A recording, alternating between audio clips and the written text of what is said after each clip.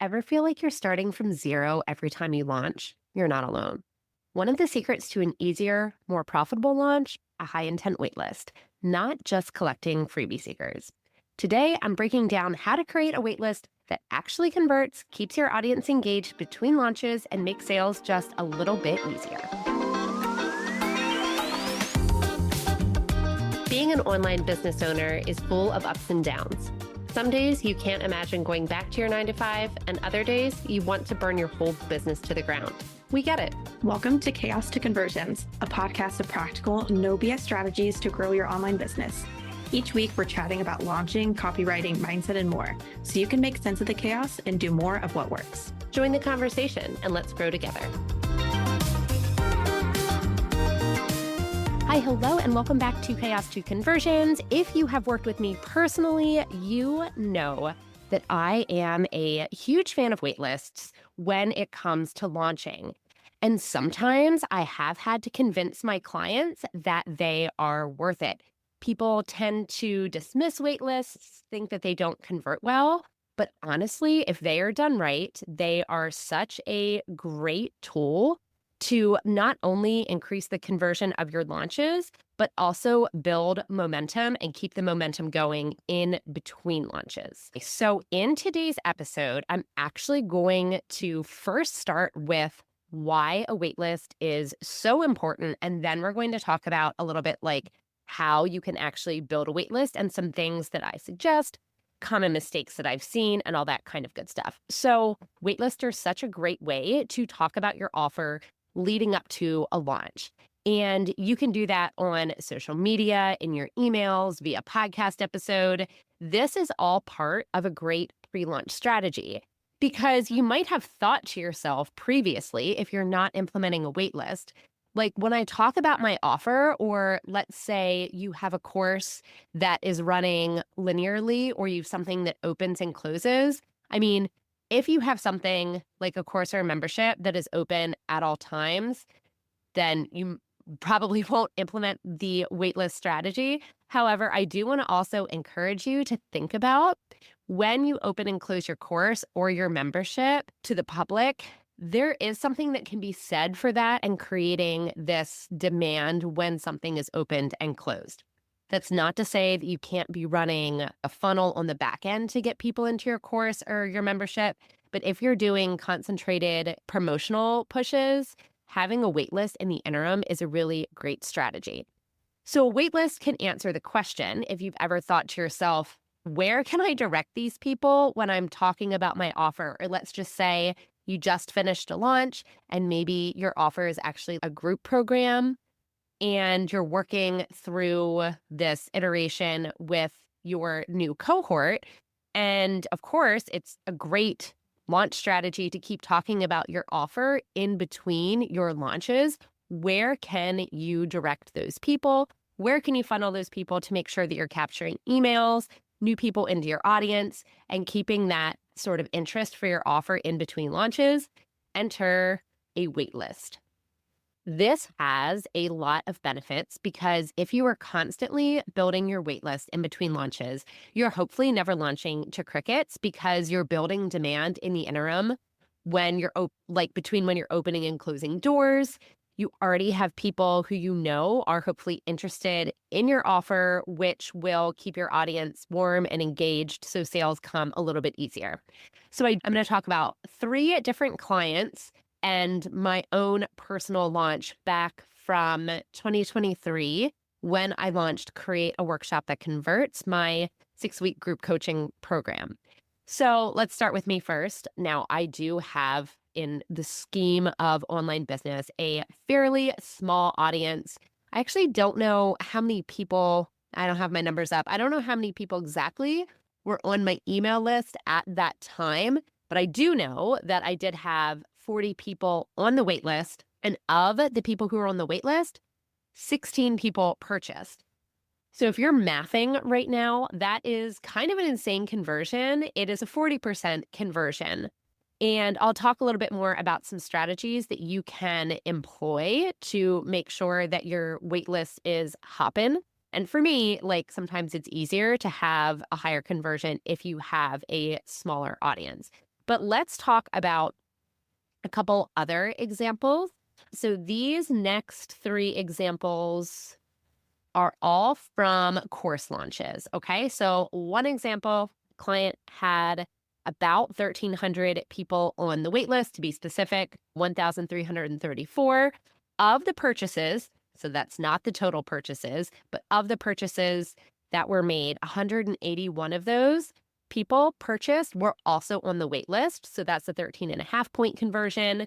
So for reference, a normal conversion for something like a course or a membership launch, like a digital product, is usually between 2 and 5%, which I think again, I should have pulled up the exact numbers, but if memory serves, I think her course launch, she's a very engaged audience, was closer to that 6% mark. But the waitlist itself clearly brought up the conversion a lot because that converted at 13.5%, which is amazing. And then another client with a similar size waitlist, she had about 1,100 people on the waitlist, and 136 of the total purchases eventually were also on the waitlist, which led to about like almost a 12% conversion. And again, that particular launch was right around 4% for total. So the waitlist is bringing up that total conversion because we really worked to warm up that waitlist. We did some special things with that waitlist, which I'll talk about here in just a second. Then I have a third client that I want to talk about. And this is for one course, but this is a longer period of waitlist. So we truly led everybody to the waitlist in between launches. So this is over the course of probably 5 or 6 launches. It's not just one launch. Those previous 3 examples, myself, and then the 2 other courses that I just talked about, those were like single launch time specials, like waitlist, and those courses are actually ever enrolling. But this next one that I'm about to mention, the conversion is a little bit lower because this is also the waitlist total over since 2021. So the waitlist total over now about 4 years. She has had 900 people on the waitlist, and 47 purchases were people who originally started on the waitlist, which is about a 5% conversion. Now that's a little diluted, like I mentioned, because it is over 4 years and people are going to the same waitlist. She's also obviously had way more than 47 purchases over the course of 4 years. But overall, 5% is still a pretty good conversion. If we are doing an isolated one launch, one waitlist, one time sort of event, you can expect to see conversions of close to 10%.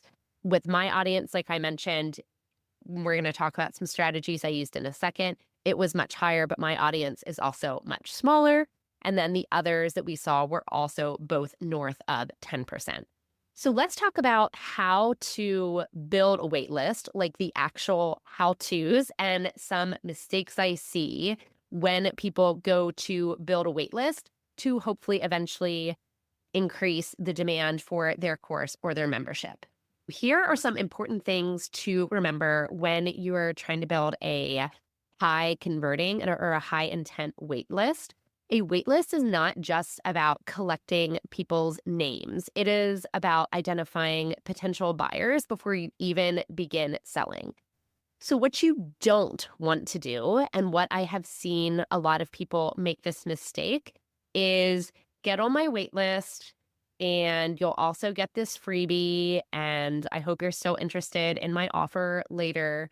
The problem here is we want to make sure that people are specifically giving their name and email address because they are solely interested in the offer that you are providing, not the freebie. There's really no way to tell if the people are on your wait list because they wanted to get the freebie that you were talking about, and it might align really well with your offer, but we want to make sure that they are signing up specifically to be first to be notified about your offer, not because of the freebie. Now, that being said, you could certainly have a freebie that aligns very well with your offer, whatever it may be. And at the end of that freebie welcome sequence, instead of selling them into like a larger product or a strategy session or whatever it might eventually be, instead of having that typical sales email that you usually have towards the end of a welcome sequence, perhaps consider an email that invites them specifically to sign up for your offer and the waitlist for your offer. That is the way that if you wanted to try it, and you could try it both ways, right? You could have a pure waitlist landing page where people go here and they sign up for the waitlist for your offer. And you can have a freebie that aligns very closely with your offer. And then at the end of that sequence, that welcome sequence, you invite them specifically to sign up for the waitlist to learn more about your offer when it is released. And you could test those and see eventually when you launch which one converts better. That would be a really interesting test, right? Like, is it people who signed up specifically for your offer and the waitlist for your offer, or people who signed up through the freebie, maybe went through a bit of a nurture sequence, got to know you better first, and then still took the leap to sign up for that waitlist for your offer? That would be an interesting test. I might try that actually sometime soon. So this is important though, because when people are signing up for the waitlist specifically for your offer and not a freebie, your sales process is going to become a little bit easier because they've already raised their hand and they have already said, hey, I am interested based on what I know about this offer. I am interested in buying it. So you are then able to write a really nicely crafted nurture sequence in between the time of when they sign up for your waitlist and when you launch again. Now, you might be asking yourself, okay, Melanie, well, how far in advance do I need to start my waitlist if I don't already have one going? If it is something that is going to be high ticket for your audience, whatever that might be. So if we're in the TPT space, if we're talking about like a bundle that or a curriculum that is over $100, that might be considered high ticket for your audience. If we're in like a different coaching space, we might be talking north of $500. I recommend usually 6 to 8 weeks. We're talking a good, solid pre-launch strategy here. And then in those 6 to 8 weeks, you're directing people to sign up to your waitlist on social media, in your email occasionally. If you've podcast episodes, if you're guesting on podcasts in a summit, you get the idea. You are directing people to join your waitlist and basically raise their hands, I should say, that they're interested in your offer.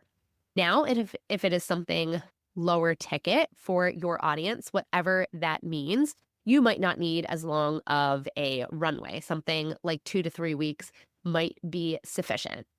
And while you're in between launches, like I mentioned earlier, we want to make sure in those 6 to 8 weeks or 2 to 3 weeks, depending on the length of your runway based on your offer price, you want to make sure that you are giving them previews, sharing mini case studies if you have any from previous launches, testimonials, a sneak peek maybe into whatever your offer is, behind the scenes content. Those sort of things that can get them really excited. We want to make sure that we are giving them a reason to stay on the wait list and that we're really nurturing them in between. Now, this doesn't have to be a huge amount of emails or anything like that. If you're thinking, okay, well, like I need a number, I would say 1 email a week is plenty. So if you are launching something that's pretty high ticket and you're doing a longer pre-launch, maybe 6 or 7 weeks, then yes, it would be great to write 6 or 7 extra emails that nurture those people who are signing up for your waitlist. The other thing that you can think about to entice people and encourage people to sign up for the waitlist and stay on the waitlist is to give waitlist specific bonuses. So one of the things that I did personally for Create a Workshop That Converts was, it was a group coaching program. So it was capped at so many spots. Not that I thought I was going to have, 50 people sign up just based on the size of my audience, but I wanted to keep it pretty small. So I did cap that initial round at a certain number of spots, so that I only released the sales page to the waitlist people 48 hours before. So they had first dibs to access. And I think, again, I don't have the numbers in front of me, but from memory, most people who eventually signed up were on the wait list and did buy that very first day. Another thing that can be very popular is waitlist exclusive bonuses. If it's maybe a group coaching program or like you're offering extra support, you could consider offering something like an extra template or a one-on-one call for people who are on the waitlist and sign up. And you can let them know either ahead of time that this is like a benefit of being on the waitlist, which is what I would suggest, or once they sign up, you can use that as some of your nurture strategy, encouraging them to stay on the wait list and get excited for the offer, because if they do choose to sign up, these are some of the extra things that they might get. One time with one of the clients that I mentioned earlier, we did something pretty fun and we put together, well, I didn't physically do it, but the team put together gift boxes that we shipped out to the first 25 people who purchased the course that she was launching at that time. So the people who signed up on the wait list got the cart open link, the sales page. They were emailed the sales page a couple hours before the rest of the general email list. So if you had signed up on the wait list, you had the chance, if you're one of the first 25 purchasers, to get this special box that was actually mailed to you. And usually, I think we did that 3 times and it sold out within 10 minutes. Like every time the first 25 people were like ready, we told them exactly what time. Waitlist opens at 6 a.m. and people were there and they set their alarms. They were ready. They purchased. So you can kind of think of some fun waitlist bonuses that align with your audience and might really allow them to get super, super excited about your offer. All right. So to recap for today, please, the major takeaway is that a waitlist is not just a waste of time if you're doing it right. So here are the 3 most important things to remember about having a waitlist. Number 1, make sure that it is consistently accessible in between launches and that you build a sequence to make the waitlisters feel special once they join the waitlist, because they are your hottest leads. And that way you will never have to start from scratch when launching. Number 2, do not entice them with a freebie, entice them with your program. You can add an email on to the end of a freebie sequence if it's aligned and invite people to the waitlist, but don't lead to your program specifically with a freebie. Make them join the wait list with the intent of signing up for your program. And number 3, make sure that you are considering offering special bonuses or incentives to waitlisters only and making sure that they are feeling really aligned and excited when your offer finally launches. If you're thinking about relaunching an offer, make sure you get on the waitlist for the next round of the Launch Reno. It is my high-touch, done-with-you launch experience group coaching program that matches your strengths, your energy, and your audience. You can find the link for the waitlist in the show notes. Thanks so much for stopping by to hang out with me today. If you want to learn more about how we can work together on a launch strategy or grab a freebie or one of the resources I mentioned, head over to duxburydigital.co/resources. I'll be back here next Tuesday for more practical strategies to take your business from chaos to conversions.